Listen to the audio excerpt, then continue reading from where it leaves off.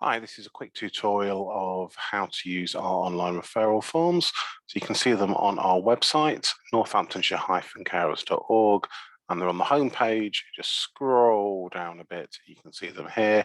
So we've got self-referral forms if you're referring yourself, or professional referral forms if you're a professional wishing to make referrals. They could come from voluntary sector, health, or social care, or anyone really, just as long as you've got consent, so you can make a referral in.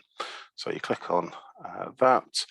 Now, for the purposes of this, I'm just going to do the one form. They're pretty much the same in terms of format and how you fill them in. So we're going to use our adult referral form. So if you're referring a young carer, then we've got a separate form for that. And similarly, if you're referring into our overnight care service, which is a hospital discharges, only certain people can refer into that one, but the form is there if needed. So we're going to click on our adult referral form. I'll pop a form open. Okay, you can see that.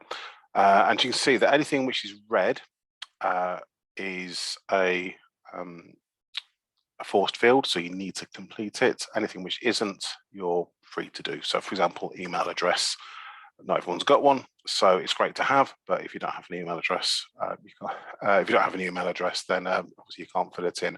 So to borrow a phrase from Blue Peter, here's what I made earlier. So you can see here, the first bit is about the person that you're referring in. In this case, it's Mr. Test. You can see his address, phone number or email, date of birth, for example.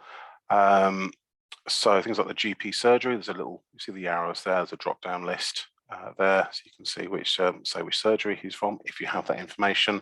So if you are referring from a GP surgery, for example, you're most likely to know the NHS number. Likewise, if you're referring from a local authority, so social care, you'll like to have the Eclipse ID number, which is useful to have. Date referral there. So this, there's another drop down here, just yes, no, if this person is a carer. I've said yes in this case. There is an option because although the vast majority of our referrals are for carers, we do have a number of services which aren't for carers or not. So for example, breathing space is for people with COPD. So if you were to select no there, this section here about details about the cared for person, that disappears. But in this case, we're saying yes. And then again, there's a drop down here listing all our different services. Some of them may be applicable depending on the situation. That's hopefully fairly self-explanatory once you have a look at the drop downs. So as this one's a carer, just ask for a few basic details about the cared for person. And I'm saying this person is their mother. Again, what you've got these drop downs here for things like ethnicity, GP surgery, if you have them.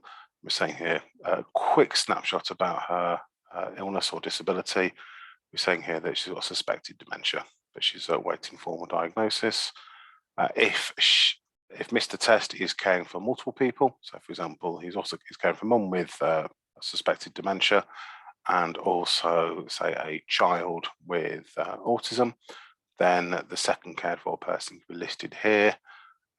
If there's a third or more cared for person, which does happen, then we've just got a free text box just to summarise that, because we appreciate that you don't necessarily want to be filling the form in time and time and again.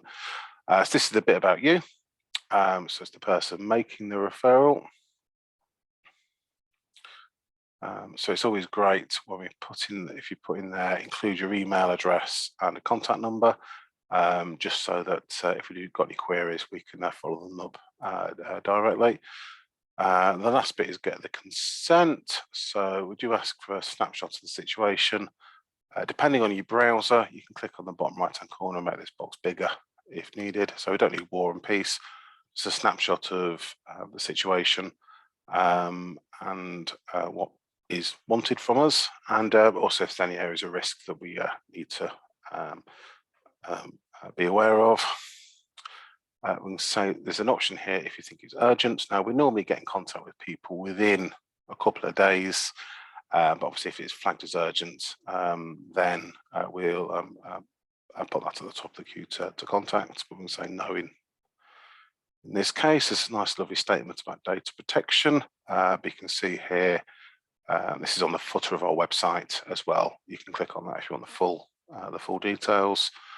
We always ask that you get permission, so verbal permissions is fine, but we do ask that you get permission before you make a referral to us. You can say yes.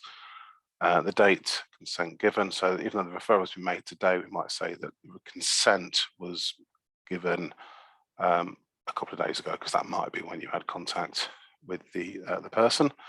Click on submit.